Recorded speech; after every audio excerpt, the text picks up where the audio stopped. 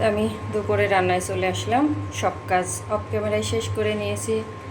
ঘর গুছিয়ে নিলাম, সব ঘরে ফার্নিচার মুছে নিলাম। দুপুরে রান্নায় চলে আসলাম। এখানে আমি অফ ক্যামেরায় মসুরের ডাল চচ্চড়ি বসিয়ে দিয়েছি। এটার আমি ওইভাবে আজকে শেয়ার করিনি, হাতে মাখিয়ে বসিয়ে দিয়েছি। আমার ডালটা যে হয়েই এসেছে, আর একটু হয়ে গেলে তারপরে নামিয়ে নেব। এইভাবেই ডালটা খেতে কিন্তু খুব ভালো লাগে। তাহলে আমি এইভাবেই আজকে রান্নাটা করে নিলাম। আসসালামু আলাইকুম, কেমন আছেন আপনারা? আশা করি ভালো আছেন। আমরাও আলহামদুলিল্লাহ সুস্থ আছি, ভালো আছি।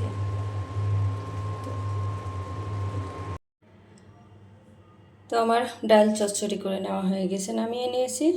আর এখানে আমি ইলিশ মাছ অফ ক্যামেরায় কেটে ধুয়ে পরিষ্কার করে নিলাম। নিয়ে তারপরে এখানে দিয়ে দিয়েছি হলুদের গুঁড়া, মরিচের গুঁড়া, আর দিয়ে দিয়েছি স্বাদ মতো লবণ, জিরা বাটা, পেঁয়াজ কুচি আর তেল। এখন মশলা খুব ভালো করে হাত দিয়ে মাখিয়ে নিয়ে তারপরে আমি হাতে মাখিয়ে বসিয়ে দেব, কারণ হাতে মাখিয়ে বসিয়ে দিলে এই মাছটাই আমার বড় মেয়ে খেতে বেশি পছন্দ করে। ওই জন্য আমি এইভাবেই রান্নাটা করি। ভেজে রান্না করাটা খুব কম হয়,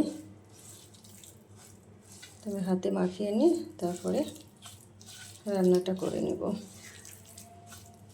সব মশলার পরিমাণ আমি কম কম দিয়েছি, যেহেতু ইলিশ মাছ অত বেশি মশলা দেওয়ার প্রয়োজন হয় না। অল্প মশলাতে স্বাদ লাগে। ইলিশ মাছ তো এমনি স্বাদের মাছ। আমি এখন হাত দিয়ে ভালো করে মাখিয়ে নেব।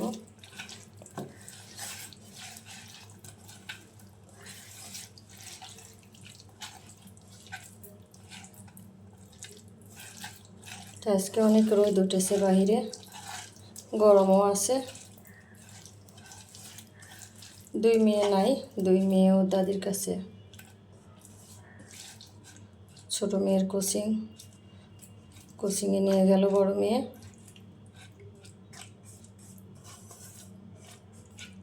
আর হাসপাতালে দাদি আছে, দাদির কাছে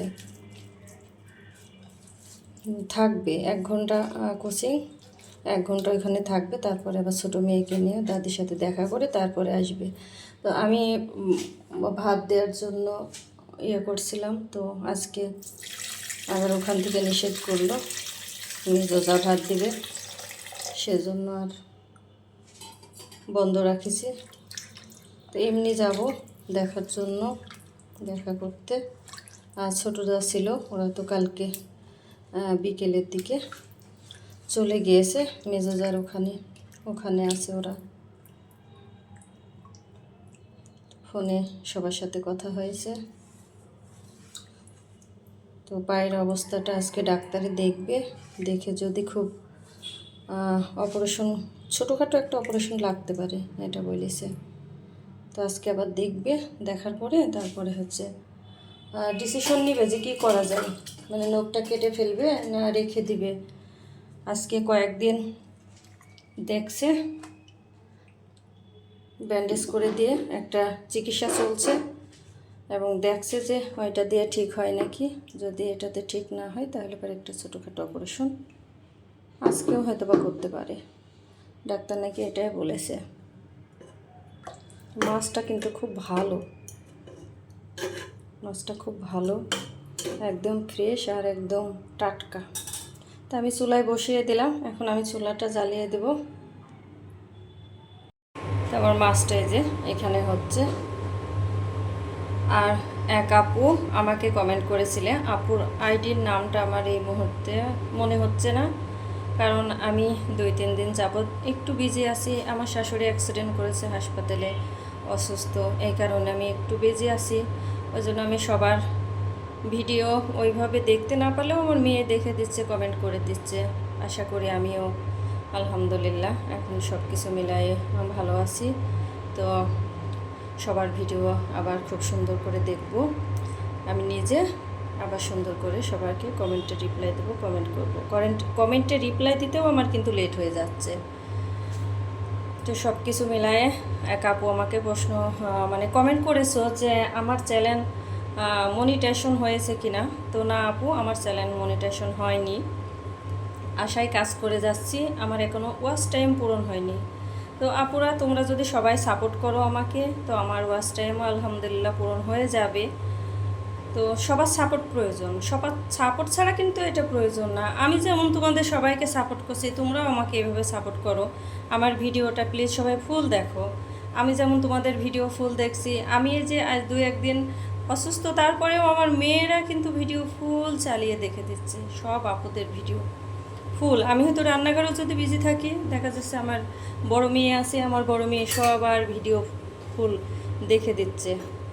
তো সবাই যদি আমরা সবার পাশে থাকি, তাহলে আমাদের পথ চলাটা খুব সহজ হবে এবং আমাদের ওয়াচ টাইমও সমস্যা হবে না, কোনো কিছুতে সমস্যা হবে না। আর আমরা সবাই যদি সবাইকে সাপোর্ট না করি, তাহলে কিভাবে হবে বলেন তো? তাহলে তো সম্ভব না, তাই না? তো আশায় কাজ করে যাচ্ছি, ভাগ্যই নসিবে যদি থাকে হবে, কাজ করে যাওয়ার প্রয়োজন, কাজ করে যাচ্ছি। এখন কপালে ভাগ্যে যদি না থাকে, তাহলে তো কেউ এনে দিতে পারবে না, তাই না? আর আমার ভাগ্যটা না কেমন যেন সহজে, খুব সহজে সব কিছু যদিও পাই, সেটা আবার হারিয়ে যায়, ঠিক না? এই জন্য আমার ভাগ্যটা কেমন, তারপরেও সব কিছু মিলাই আলহামদুলিল্লাহ, ভাগ্যর দোষারোপ করি না। একবার করি, একবার করি না। মন খারাপ হয় যখন, তখন করি। আবার যখন ভালো হয়, তখন ভাবি যে আল্লাহ যেটা করবে সেটাই হবে, সেটা মেনে নিতে হবে, মেনে নিয়েই চলতে হবে। মেনে নিয়েই চলছি, আজ কয়েকটা বছর মেনে নিয়েই চলছি, সব কিছু মেনে নিয়েছি যে আল্লাহ আমার কপালে এইটুকু এই পর্যন্ত নির্ধারিত করে রেখেছে। ওই জন্য আমি এখনও এইভাবেই চলছি। তো আল্লাহর উপরে সর্বোচ্চ বিশ্বাস রাখতে হবে, আল্লাহর উপরে। আল্লাহ যা চাবে তাই হবে। তো এই জন্য আমি আল্লাহর উপরে বিশ্বাস রাখি। আল্লাহ যদি আমার নসিবে লিখে রাখে, তাহলে পরে ওটা আপনা আপনি আসবে। আর আমার কপালে যদি লিখে না রাখে, ওটা কখনো আসবে না। হ্যাঁ, তবে পরিশ্রম করে যেতে হবে, কাজ করে যেতে হবে, পরিশ্রম করতে হবে, কাজ করতে হবে, সফলতা একদিন আসবে ইনশাআল্লাহ। এটা সবাই মনে রাখতে হবে, বিশ্বাস করতে হবে। তো কথা বলতে বলতে হয়তো অনেক কথা বলে ফেললাম। কথার মাঝে কোনো ভুল ত্রুটি হলে প্লিজ সবাই ক্ষমা দৃষ্টিতে দেখো, আমাকে ক্ষমা করে দিও। আর আমার ভিডিওটি তোমাদের কাছে অনুরোধ রইল, একটু ফুল দেখার চেষ্টা করো আপুরা, ভাইয়ারা, যে যেখান থেকে ভিডিওটি দেখছো। তা আমি এখন এই যে এখানে ছোটো মেয়ের ড্রেস ইস্ত্রি করে নিচ্ছি, ওয়ান পিস।